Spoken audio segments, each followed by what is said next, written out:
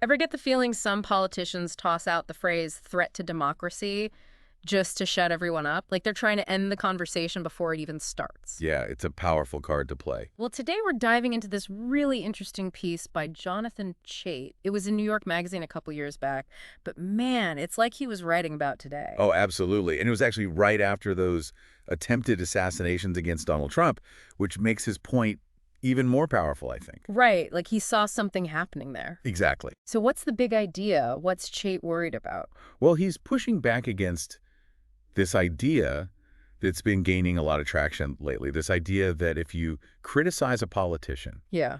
if you call them out publicly, say they're a threat to democracy, and then somebody, Tries to hurt them. yeah, that somehow your words are to blame for that. Whoa. So basically you can't say anything even if it's true? That's the scary part. It could really stifle free speech, right? Because imagine, like, being afraid to speak out against someone who is genuinely abusing their power because you're worried about, Being blamed for some crazy person's actions. Exactly. Vile. And Chait even uses that example, doesn't he? Something about a candidate who wants to end elections. Yeah, he asks us to imagine this candidate who's openly running on ending democratic elections, imprisoning their opponents, the whole 9 yards. Scary stuff. And his point is, if we buy into this logic, this blame the rhetoric thing, we wouldn't be able to criticize that candidate, even though they're a clear and present danger.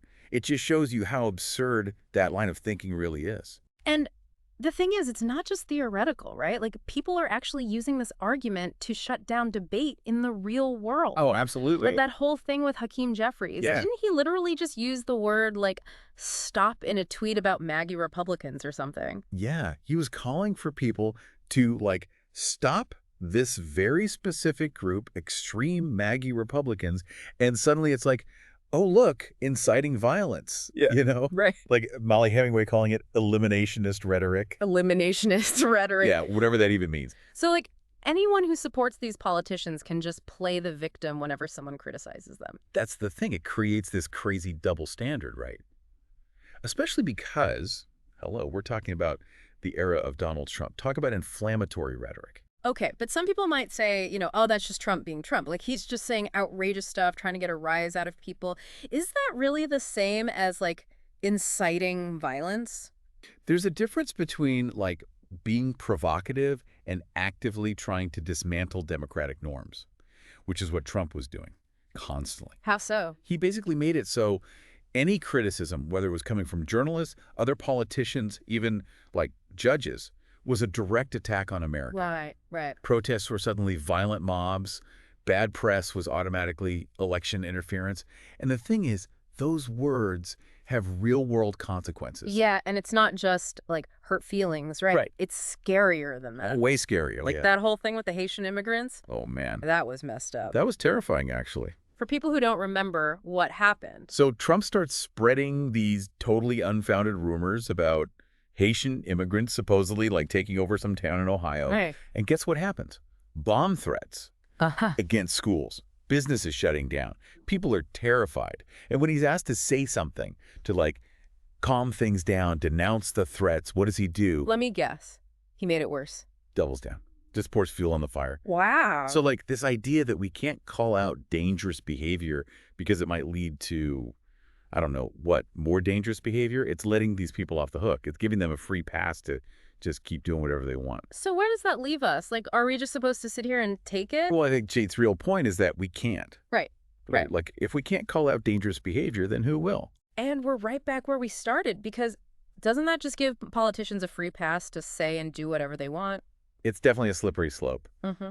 And, it's not like this is some new thing either. Winning. Like, this whole idea of using these accusations to silence people, it's been happening forever. Oh, right. Think about, like, McCarthyism back in the 50s. Oh, right. Accusing anyone who disagreed with you of being a communist. Trying to get them blacklisted. Exactly. Shutting down any kind of dissent. Wow, yeah. And it's not like it stopped there either. Sadly, no. Man. So how do we even know? Like, how do we find that line between, free speech and making sure things don't escalate?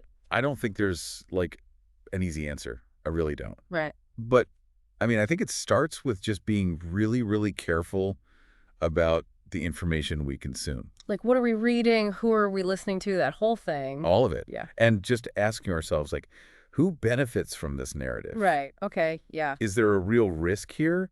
Or is this just, someone trying to shut down a conversation they don't like? Because it's easy to get caught up in the emotions, especially these days. Way too easy. It's like everyone's yelling at each other all the time. All the time. It makes you want to just, like, tune it all out. Right. But then that's exactly what they want. Really. Exactly. Don't let them win. All right, folks. You heard it here first. We've got to be smarter than this. We got to think critically. We got to engage thoughtfully. Don't be afraid to ask questions. And most importantly, don't be afraid to speak up. Even if it makes people uncomfortable. Well, that's about all the time we have for today's deep dive, but man, this conversation is far from over. Not even close. Think about it, talk about it, and until next time, keep those questions coming.